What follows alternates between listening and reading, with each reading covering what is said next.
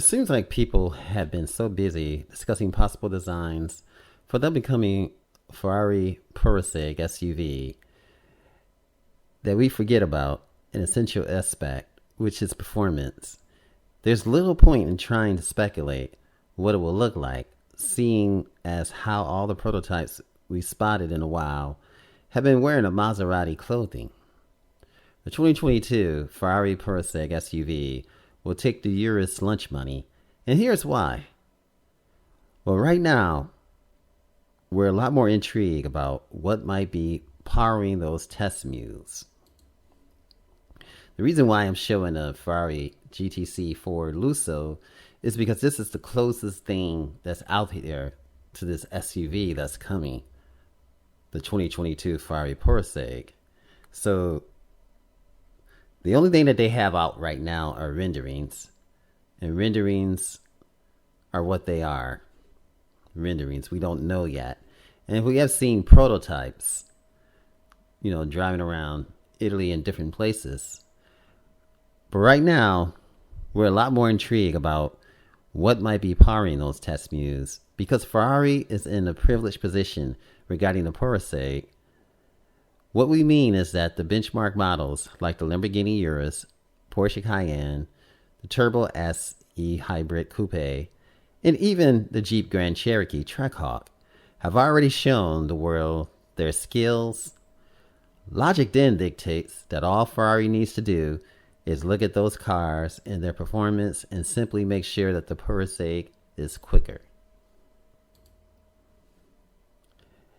That shouldn't be very hard, given how the Ferrari SUV is still in development and all the types of changes to the drivetrain can occur between now and the start of production. So how do you beat those ultra-fast SUVs we just named? In order to stop the Urus, the Purosangue will require more than a Lambo's 641 horsepower and 627 pound-feet of torque. We trust them to make sure that weight isn't a problem, and neither is the gearbox, so it really should come down to the horsepower. The Cayenne Turbo S e-hybrid coupe is just as quick as the Urus to 60 miles per hour, while relying on the 670 horsepower and 664 pound-feet of torque.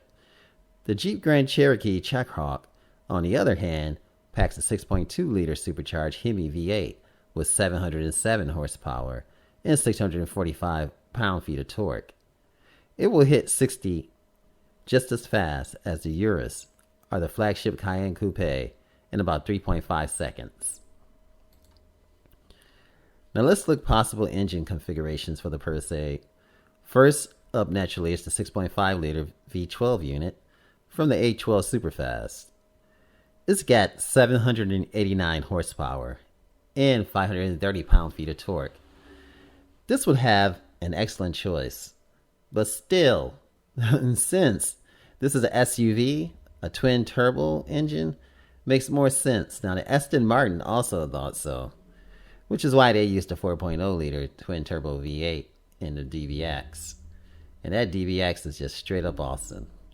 Now, we could also get some type of hybrid setup, which has been rumored for a while, but without any official confirmation. All we can do now is consider these existing powertrains.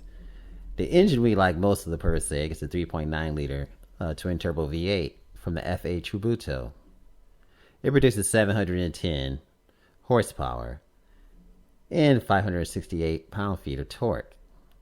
Now, the power output seems like it should be fine, but the top performance SUV needs more than 568 pound-feet of torque. The engineers for Maranello should be able to boost that easily. Boy. Ferrari's always doing it, and their design and everything about it is just epic, and it stands alone all by itself. There's nothing out there. I mean, the Ferrari is nice, the McLaren is nice, and all of these other top-notch brands.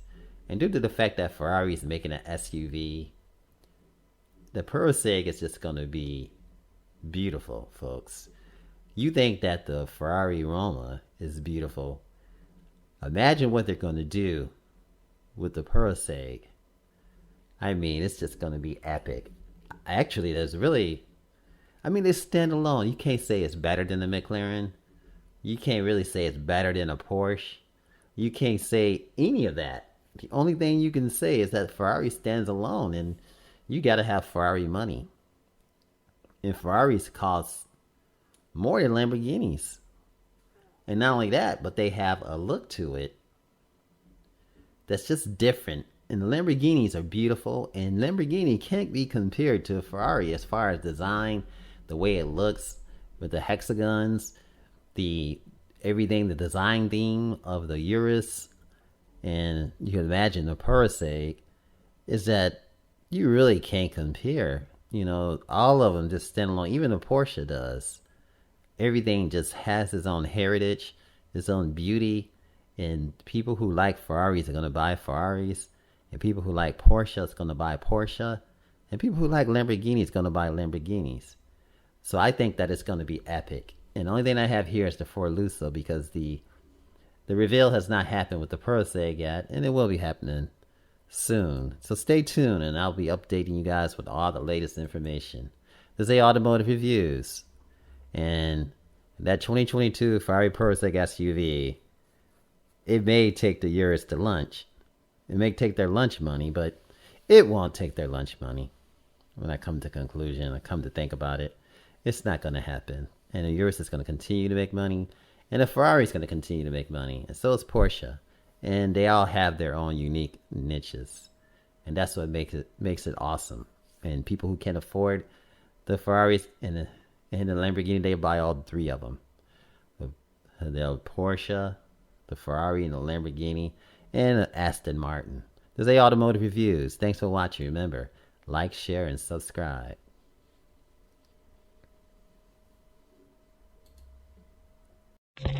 Hi, this is Bruce from AO Automotive Reviews, encouraging you to subscribe, to like, and to continue watching these videos. Thanks for watching, and I look forward to putting out a lot more great content. Thanks for watching and subscribing. Much love. Peace out.